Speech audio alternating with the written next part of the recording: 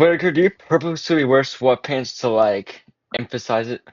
Hey, I can't hide the fact that God blessed me with a beautiful butt, so that's my curse. Get your own.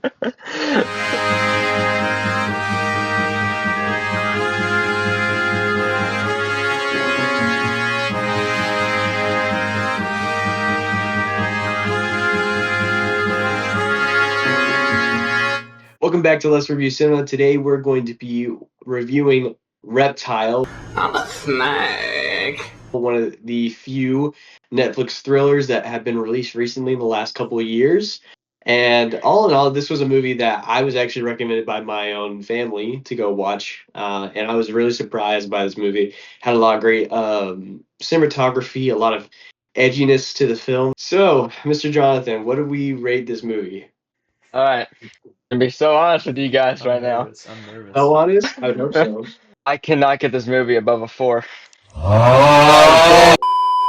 I'll go more in detail whenever we go into positives and negatives. All right, Mr. Jonathan, what do we rate this movie? Mr. Jonathan already rated In case you did not hear me clearly, I cannot give this movie above a 4 out of 10.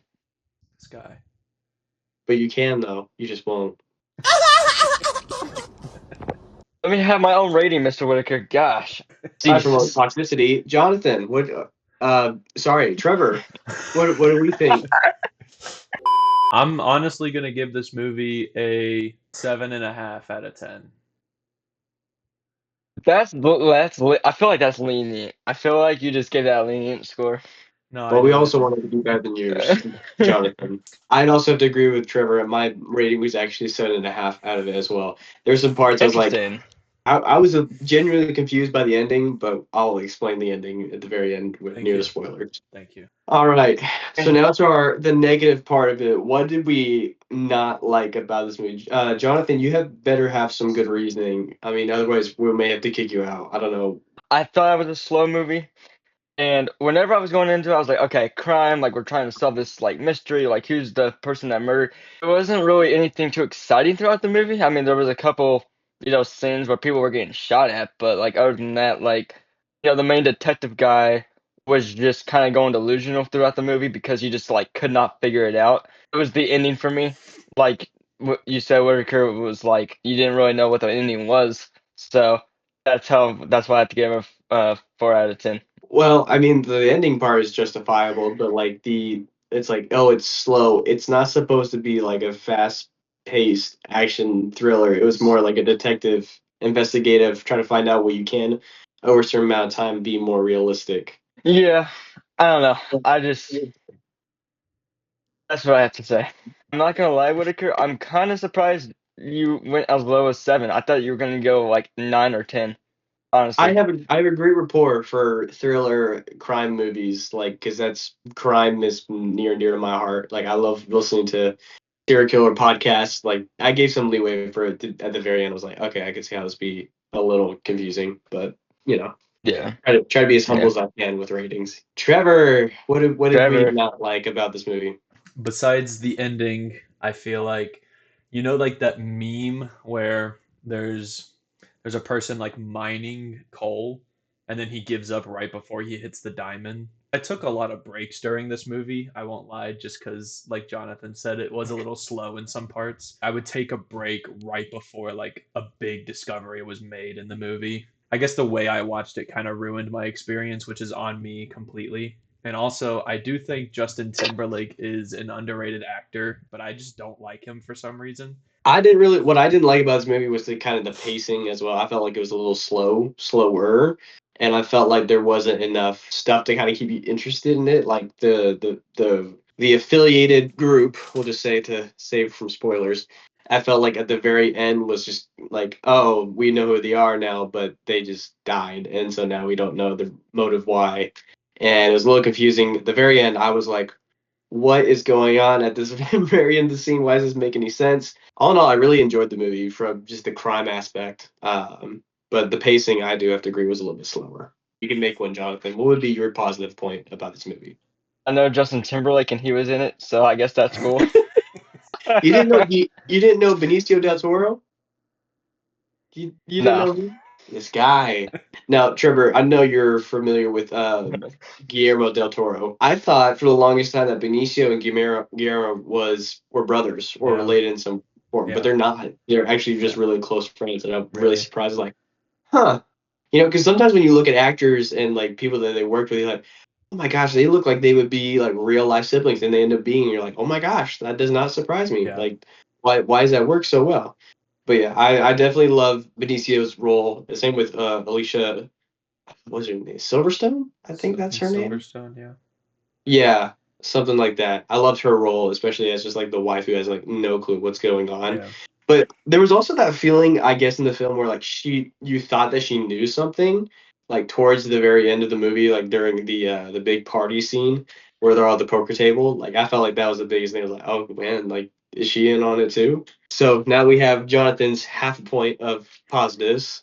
Trevor, what was your half a point or full point or multiple points I or do any have a point Multiple points. positive? I do Any have a point. couple points to make. I feel like all the like main characters and a lot of the side characters, they really brought their A game when it came to like acting. I do feel like they each brought in like pretty memorable performances watching it, and there was also a lot of like filmmaking, like I guess stylistic choices. Like there was a lot of wide angle shots, like especially when they were in the house, like especially towards the beginning. And there was one shot in the movie that I want to save for the spoilers. I don't know if you know what I'm talking about, but it's towards the end, and I'll just leave it at that. But it, I have a feeling. I have a feeling for which yeah, one you're I referencing, had but shot, I had saw it, and my mouth literally dropped, and I was like, "This is so cool." I love it when movies do that, but I'll get more into that in the spoiler section. I mean, I'll have to follow up with Trevor's point because we're on so many good agreements and terms here that like just the background characters were so perfectly executed. Like they weren't just left behind to you for you to forget about, but like Mhm. they didn't need big names for them to be background characters as well. Like they just hired, a few, probably B class actors or something like that, and they utilized them very, very well, and they wrote them very well to make you think, okay, is he the suspect? Is he the murderer? Is he a pawn? Is he a victim? Like, what's going on here? And I love how well they just made you kept thinking, like, oh, it's this guy. Oh no, that's not that guy. Maybe it's this guy. Oh, Mhm. maybe there's something more. Oh my gosh, there is something more. I love the movie all in all, just through the mystery and the thrill of it. Just keep Mhm. going to the next step, and you think you know it until it just says, nope, you're wrong. You're wrong. It's not this guy. Do we want to go into the spoiler section to bring back to Trevor's most exhilarating part by his tone and voiceage? The scene that I was talking about toward the end was whenever Benicio del Toro's character finds out that the guy that he brought to his boss's house or whatever, like, is in on the whole operation. It's when he like goes to the bathroom, and then when he kills him, the blood looks like it like splatters onto the camera, like onto the lens or Yeah. whatever. And when I saw that, I was like, there was one part at the beginning. It's like right after you found out it was a knife that killed the girl, and then like 5 minutes later, the detective was like, "Oh yeah, I have a cut on my hand. Like it's fairly new." And I was like, "Hold on, knife randomly says he has a cut on his hand. Is it this guy?" And then you find out later on it's not, and then yeah, it just goes on like that for the rest of the movie. And Yeah. I was like, I wasn't suspecting Justin Timberlake to be in on it, and I just can't wait to hear about what the ending actually means because I'm still very so much confused. The scene that got me, like I had to pause to kind of like readjust my mindset was whenever Justin Timberlake's character is showing the house that his wife was murdered in, and the guy with the crutches, because the original part, like the beginning of the movie, they said, oh, it was a guy who was walking with a limp. And Yeah, I noticed the crutches. And I'm like, oh, no way! yeah. Is this him? Is this the guy? Because the way Mm-hmm. that they had formatted that shot, it like makes you immediately connect the dots from earlier from the movie. You're like, oh my god, was it a couple that murdered her? Mm-hmm. And they were trying to like take like these photos from like a trophy sort of sense. And that's how like I love that because that particularly pertains to people who love true crime, like listening to podcasts and like I said, and like dissecting all the serial killers and murderers, criminals, whatnot. And so I absolutely love that scene because that just made me feel like I was like, oh my god, I just figured it out. And then it turns out, oh, it's not them. It's like, dang it. Dang it. Yeah. The one thing I could not like just shake my head from was the fact that hobo guy, the one who had like the long black hair, like Yep. we never know what happened to him. And I'm like, we never Yeah. knew who the second guy was that walked into his house at the final time we see him. Yeah. So that was a part I'm like, well, what the heck? We're just supposed to be like, oh yeah, creepy guy, go away, bye bye, not never to be seen again. I definitely love just the mind games that the director continued to play with us the entire time. Jonathan, anything you would have to share? Honestly, okay, this is gonna sound super, super weird. But the reason why this is my favorite is because I just think it's cool how like they start to figure this stuff out. So like when they were looking at the pictures, that one picture that fell out whenever he was like looking through it, Oh yeah. and it was they put both hands together, and he found out they were teeth marks. Like that stuff was cool to me. Like I'm just like, how do you even connect those dots? I just like that's the stuff. Like it's just kind of like crazy how they think and how they kind of start to pull clues together. It's really really cool to see. So those are that's my full 4 points. Your 4 points. Just Just how Just the they four. just that one thing. The 4 points of the just four that one star thing. rating that you gave. 4-star rating.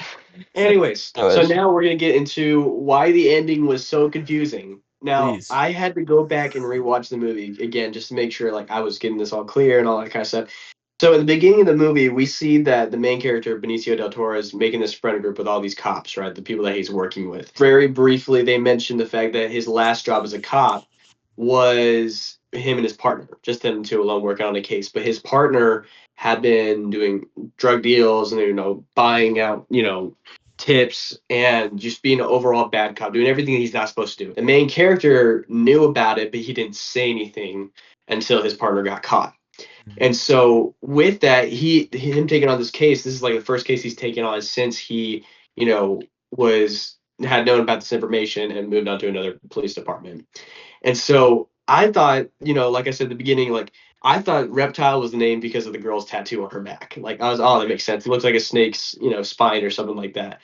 But the hand wax scene was a symbol of him bringing on a new life, shedding an old past of himself, because he knew Yeah. about Wally's drug dealing, but he couldn't trust anyone. Like that's why he didn't tell anybody. Because you could see whenever he went to his boss's like birthday party, he was waiting to tell his boss about Wally, and then Wally Yeah. walks in about when he's getting the Mm. promotion in the middle of honor. And so at that point I was like, oh my gosh, that's perfect. But I was still confused by why the fact, okay, why is they using wax or rubber or what, all that kind of stuff.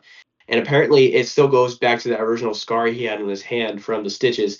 Apparently wax was a way of healing your hand or any scars.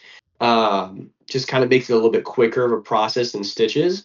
And it was an old method they used back in World War II. But ultimately it was a sign of him kind of coming back from his old life, knowing information and not telling anybody about it. So that was like, I was like, oh, it was a big, oh, I get it now moment that I had to Google and I had to understand from that because I was just like, what the heck was that ending? John, after learning that, did your rating move up from a 4 to a 4.1? I'll give it a 4.01. Oh my gosh. You tried. You I'll give it a tried. 4.01. Thank you guys for watching Let's Review Cinema. This was one of our weekly episodes that we're trying to get out more on a regulated schedule. Make sure to like, follow, and subscribe down below. If there's any movies that you want us to review or any new movies or trailers that are coming out soon, make sure to let us know down in the comments below. We'll see you guys next time. We're going to be doing Interstellar for our next episode. Peace out. Peace. Peace out. Yeah. Oh, this guy with the balloons.